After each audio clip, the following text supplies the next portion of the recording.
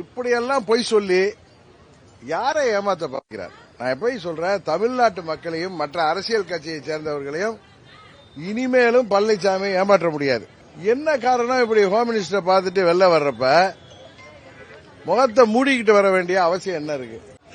September 15 அண்ணா பிறந்தநாள் அன்றைக்கு இங்க சென்னையில் டி நகர்னு நினைக்கிறேன், அங்க மீட்டிங்ல பழனிசாமி எப்படி எல்லாம் வீரவசனம் பேசினார்.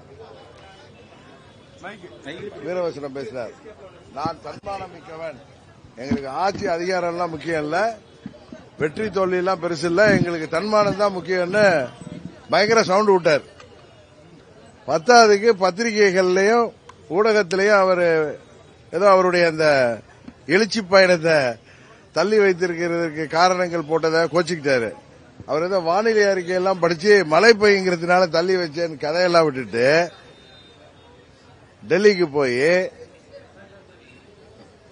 நமது துணை ஜனாதிபதி அவர்களை பார்த்துட்டு இரவு ஹோம் மினிஸ்டர் சந்திச்சிருக்காரு. இது ஏற்கனவே ஊடகத்தில் வந்துச்சு. அவர் ஹோம் மினிஸ்டர் அவரை அழைத்திருக்கிறாரு, அதுக்காக போறாருன்ட்டு. இதுக்கு எதுக்கு இவ்வளோ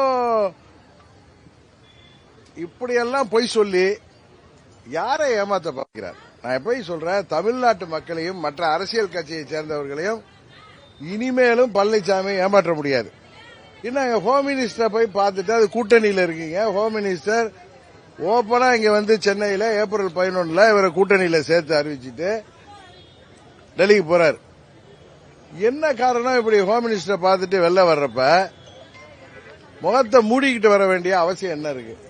இதுவரை கேள்விப்பட்டிருக்கீங்களா? அரசியல்ல எந்த ஒரு கட்சி தலைவராவது டெல்லியில சென்று அல்லது வேற எங்கோ கூட்டணி கட்சி தலைவர்களை சந்தித்து விட்டு வரும்பொழுது இப்படி முகத்தை மூடிக்கொண்டு ஓடி வருவதை பார்த்திருக்கீங்களா? யார் இப்படி முகத்தை மூடிட்டு வருவாங்கன்னு உங்களுக்கு தெரியும். எனக்கு நேற்று ஊடகங்கள் மூலம் தான் தெரிஞ்சு, பக்கத்தில் உட்கார்ந்தது அவருடைய அன்பு மகன். 2 பேரும் மூஞ்ச மூடிட்டு வர்றாங்கன்ட்டு. இதுக்கு பழனிசாமி தான் பதில் சொல்லணும். ஆனா சில ஊடகத்தை சேர்ந்த நண்பர்கள் சொன்னாங்க அது நாங்க இல்ல வேற யாரோ. ஹோம் மினிஸ்டர் வீட்டில இருந்து யாரும் மூஞ்ச மூடிட்டு வெளில போக வேண்டிய அவசியம் இல்லை. அங்க வந்து அவர்களை சந்திப்பது யார் என்பது எல்லாருக்கும் தெரியும். அது அங்க இருக்கிற ஊடகத்தை சேர்ந்தவருக்கு தெரியும்.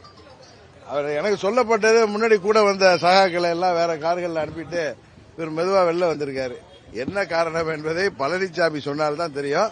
ஆனா அந்த காலத்தில் சொல்லுவாங்கல்ல புலவர்கள்லாம், மன்னர்களை ஏதாவது ஒரு சாதனை செய்தால் அவர்களை இன்று முதல் மன்னரை நாங்கள் இப்படி அழைக்கிறோம் சொன்ன மாதிரி அண்ணன் பழனிசாமி இன்று முதல் முகமூடியார் பழனிசாமி என்று அழைக்கணும். இவர் உருவதெல்லாம் புருடாங்க. சில பேர் இன்றைக்கு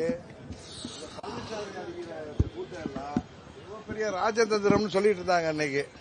இத மாதிரி துரோகத்தையும் இத மாதிரி நம்ம ஊர்ல சொல்லுவோமே இத மாதிரி திருட்டுத்தனத்தையும் 420 வேலையெல்லாம் ஏமாற்றுவதெல்லாம். ஆனா அது வந்து ஆட்சி பொறுப்புல இருக்காரு அப்படிங்கறதுனால எதை வாங்கிட்டாங்களோ தெரியல. அவரை அப்பெல்லாம் பெரிய ராஜதந்திரின்னு சொன்னவங்க இன்றைக்கு அவரே எதிர்த்து பேசுறாங்க. இன்னும் சில பேர் அவரை டான்கின்னாங்க. ஆமா உங்களால் டான் தான். அரசியல் தலைவரா இருந்தா இப்படி முகத்தெல்லாம் மூடிட்டு வர மாட்டார். நல்ல வேலை முகமூடி கொள்ளையர் மாதிரி வெள்ளைய, அதான் அது நல்ல வேலை போலீஸ் பிடிச்சி உள்ளார போட்டிருப்பான். இதுதான் பழனிசாமியின் நடத்தை, இதுதான் அவருடைய குணாதிசயம், இதுதான். தமிழ்நாட்டு மக்கள் இனி அவரிடம் ஏமாற மாட்டார்கள். அங்கு உள்ள தொண்டர்கள், நமது சகோதர சகோதரிகள் இன்னும் தங்களை தாங்களே ஏமாற்றிக் கொண்டிருந்தால் அதுக்கு நாங்கள் பொறுப்பல்ல. இன்னொன்னு சொல்ற, புரட்சி தலைவருக்கு ஆரம்பித்த அந்த இயக்கம் அது தொண்டர்களால் பொதுச் செயலாளர் தேர்ந்தெடுக்கப்பட வேண்டும் என்பதுதான் அடிப்படை விதி. அதை தான் அம்மா அவர்களும் பின்பற்றினார்கள். அந்த அடிப்படை விதியே மாற்றியதனால் இனி அந்த கட்சி பேரு அதிமுக எடப்பாடி திராவிட முன்னேற்ற கழகம். அண்ணன் எடப்பாடி திராவிட முன்னேற்ற கழகம் தான். அது எடப்பாடி கட்சின்னு தான் சொல்லணும். அண்ணா திராவிட முன்னேற்ற கழகம் என்பது இப்பொழுது இல்லை. புரட்சி தலைவரும் போற்றி காத்த அந்த வெற்றி சின்னமான இரட்டலை வைத்துக் கொண்டு தொண்டர்களையும் தமிழ்நாட்டு மக்களையும் ஏமாற்ற பார்க்கிறார் பழனிசாமி. இந்த தேர்தலில் என்னதான் பணபலம் இருந்தாலும், எத்தனை கட்சிகள் கூட்டணி வந்தாலும் உறுதியாக பழனிசாமி தோல்வியை சந்திக்க போவது உறுதி. நான் உங்கள்கிட்ட சொல்றது, உங்களுடைய யூகத்துகளுக்கும் நீங்க கேட்கிற கேள்விகளுக்கு எல்லாம் நான் பதில் சொல்ல வேண்டிய அவசியம் இல்லை.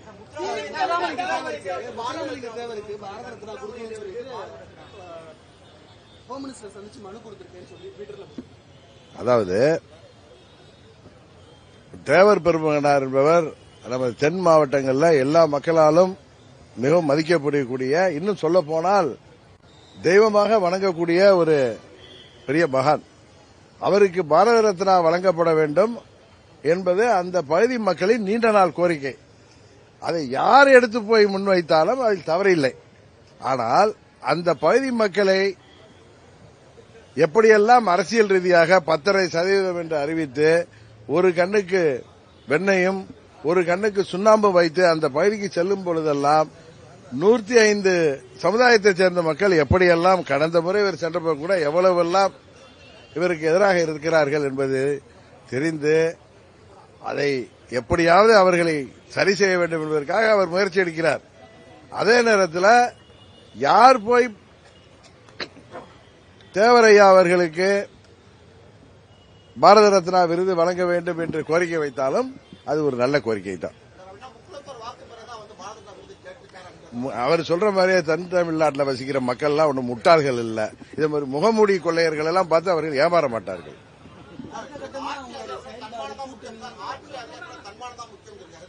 அதான் தன்மானம் மிக்க தலைவர் 15ஆம் தேதி இரவு 8 மணிக்கு சொல்லியிருக்காரு. 16ஆம் தேதி இரவு 8 மணிக்கு அவர் தன்மானம் மிக்க தலைவர் எப்படி வெளியில வந்தாருங்கிறது உங்களுக்கு தெரியும். இதெல்லாம் பொறுத்திருங்க, டிசம்பர் மாதம் வரை பொறுத்திருங்கள்.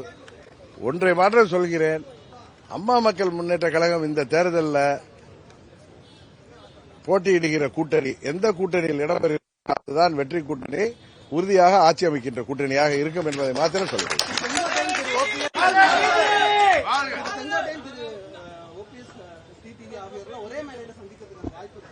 உறுதியாக இருக்கிறது.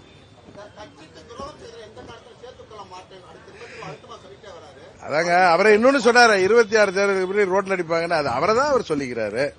இப்ப அவர் என்ன சொல்றாரு, பாஜகவுக்கு நான் ரொம்ப நன்றியோட இருப்பேன்னு. 2017 சட்டமன்றத்தில் திமுக கொண்டு வந்த நம்பிக்கையில்லா தீர்மானத்தை காப்பாற்றியவர்கள் இங்க கூட பார்த்திபன் வந்திருக்கார், எங்க கூட இருக்கிற பார்த்திபன் வந்திருக்கார், சட்டமன்ற உறுப்பினர். இந்த 18 பேர் உள்ளடக்கிய 122 பேர் தான். அப்பொழுது அண்ணன் பன்னீர்செல்வம் உங்களுக்கு தெரியும் எதிர்த்து அவரை சேர்ந்த 11 பேர் வாக்களித்தார்கள்.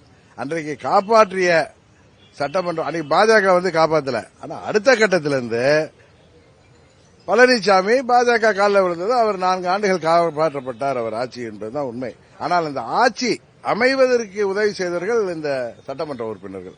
அவர்களை பதவி நீக்கம் செய்தார் பழனிசாமி. ஆனால் எதிர்த்து வாக்களித்த 11 சட்டமன்ற உறுப்பினர்களை ஒன்று செய்யவில்லை. சரியா? அதனால என்ன சொல்ல வர்றேன்னா, அவர் ஆட்சி அம்மா அவர்கள் மறைவுக்கு பிறகு எங்க சித்தி பெங்களூர் சென்ற பிறகு அன்றைக்கு நடைபெற்ற வாக்கெடுப்பில் சட்டமன்றத்தில் வெற்றி பெறுவதற்கு காரணமானவர்கள் எங்கனை சேர்ந்த சட்டமன்ற உறுப்பினர்கள். அதற்கு பிறகு பாஜக அவரை 4.5 ஆண்டு காப்பாற்றியது எல்லாருக்கும் தெரியும். ஆனால் அந்த பாஜகவுக்கு 24 தேர்தல் என்பது தேசிய கட்சிகளுக்கு எவ்வளவு முக்கியமான தேர்தல். பாராளுமன்ற தேர்தலில் பிஜேபிக்கு துரோகம் செய்துவிட்டு வெளியில் வந்தாரா இல்லையா? இன்னும் சொல்ல போனா 21 சட்டமன்ற தேர்தலுக்கு பிறகு உள்ளாட்சி தேர்தல்களிலே அவர்களுக்கு உரிய ஒதுக்கீடு தரமாட்டேன்னு சொல்லி அவர்களை வெளியேற்றியவர் பழனிசாமி. இன்றைக்கு பாஜகவுக்கு நான் நன்றியோடு இருப்பேன் சொல்வது அது ஒரு ஏதோ ஒரு சூழ்ச்சியின் அடிப்படையில் தான். நான் தன்மானம் மிக்கவன் சொல்லிட்டு நேற்று ஹோம் மினிஸ்டர் பார்த்து நல்லா வெளியில தாராளமா வரலாமே, இதை யாருக்கு குறை சொல்ல போறா? அதனால பழனிசாமி எப்பொழுதுமே ஒரு முகமூடி மனிதர் தான், இரட்டை வேடம் போடுபவர், துரோகத்தை தவிர வேற எதுவும் தெரியாது. நன்றி என்றால் என்ன கிலோ எவ்வளவுன்னு கேட்கக்கூடிய பழனிசாமி பேசுவதை எல்லாம் கேட்டுக்கொண்டு தயவு செய்து எங்களிடம் கேள்வி கேட்காதீர்கள். வெற்றி தோல்வியெல்லாம் தாண்டி நிற்கக்கூடிய இயக்கம் அம்மாவின் உண்மையான தொண்டர்களால் இயக்கப்படுகிற அம்மா மக்கள் முன்னேற்ற கழகம். உறுதியாக என்றைக்கும் பழனிசாமியை முதலமைச்சராக நாங்கள் ஏற்றுக்கொள்ளவே முடியாது என்பதுதான் எங்களது நிலைப்பாடு.